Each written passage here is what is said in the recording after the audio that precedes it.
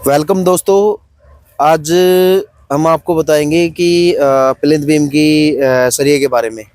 इससे पहले हमने वीडियो बनाई थी आपकी जो प्लिंथ बीम की ड्राइंग होती है। प्लिंथ बीम की ड्राइंग के बारे में बताया था आपको कि प्लिंथ बीम की ड्राइंग में कैसे कैसे सरिया बांधना है, किन चीज़ों का ध्यान रखना है। अब प्रैक्टिकली जो चीज़ें साइटों पे जो गड़बड़ होती है और जिन चीज़ों का विशेष तौर पे ध्यान देना होता है, उन चीज़ों के बारे में बताएंगे हम आपको।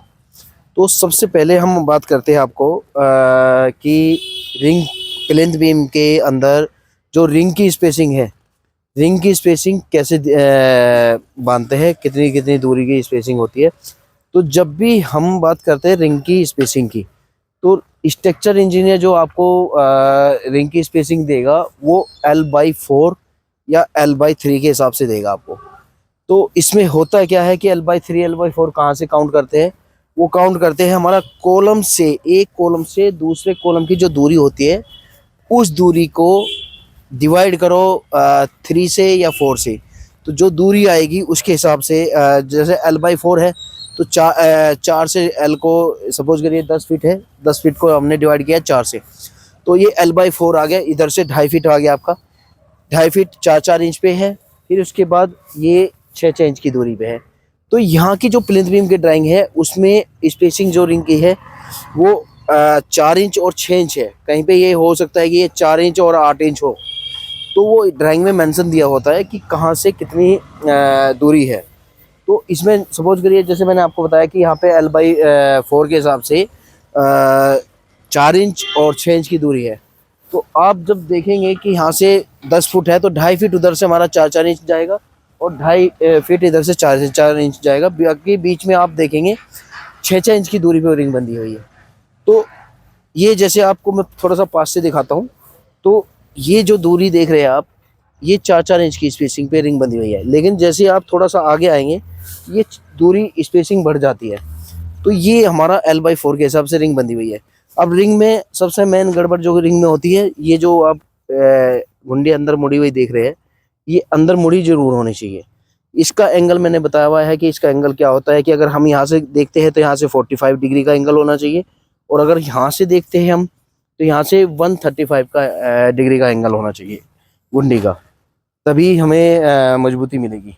अब इसमें जो चीज़ें हैं आपको इसका बता दिया मैंने, आपको रिंग का बता दिया है, रिंग की स्पेसिंग का, रिंग की जो घुंडी बोलते हैं इसको, रिंग की जो अंदर की तरफ कुंडी मुड़ती है वो मोड़नी जरूरी है।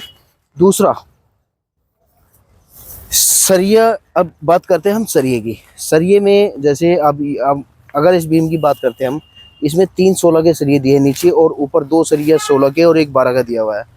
इसी तरह हमारी हर बीम की जो है डिटेल अलग अलग होती है। जैसे आप आगे वाली बीम में देखेंगे, आगे वाले बीम में क्या है कि आपका ये जो देखेंगे 4 सरिये नीचे 16 के हैं, 3 सरिये ऊपर 16 के, इसमें 7 सरिये 16 के हो गए। तो ये हर बीम का अलग अलग नाम दिया होता है ड्राइंग में, और उसी बीम के अनुसार ये सारा सरिया बनता है। बस मेन ध्यान जो रखना होता है, एक तो रिंग का, रिंग की स्पेसिंग का, और रिंग की स्पेसिंग के साथ साथ आपने अक्सर देखा होगा कि जहाँ पे हमारे बीम ख़त्म होती है, जहाँ पे बीम ख़त्म होती है वहाँ पे सरिया सीधा सीधा बांध के छोड़ देते, ये एल नहीं मोड़ते हैं। तो ये एल बहुत ही ज़रूरी होते हैं ताकि ये आपस में बॉन्डिंग बना सके, आपस में एक दूसरे में कनेक्ट हो जाए, जिससे कि भूकंप के झटके लगने के टाइम पे ये बिल्कुल भी फेलियर ना हो। तो ये एल ज़रूरी मोड़ने होते हैं जहाँ पे भी बीम का एंड है। आप देखेंगे कहीं पे भी देखेंगे ये सारा सब जगह है ना बीम एल मुड़े होते हैं। और इसके साथ साथ आपको और भी बाकी जैसे बीम देखेंगे, बाकी बीम का हम दिखाते हैं, उसमें 3 सरिये नीचे है, उसके 16 के 3 ऊपर है। तो हर बीम की अलग अलग डिटेल होती है, हर बीम के अलग अलग डिटेल के अनुसार सरिया एज पर स्ट्रक्चर ड्राइंग ही बनना चाहिए। एज पर स्ट्रक्चर ड्राइंग नहीं बांधेंगे तो वो वहाँ पे फेलियर होने के चांसेस हो जाते हैं। तो उम्मीद करता हूँ दोस्तों कि आपको जानकारी अच्छी लगी होगी। अगर जानकारी अच्छी लगी है, लाइक करें, शेयर करें और कमेंट करें।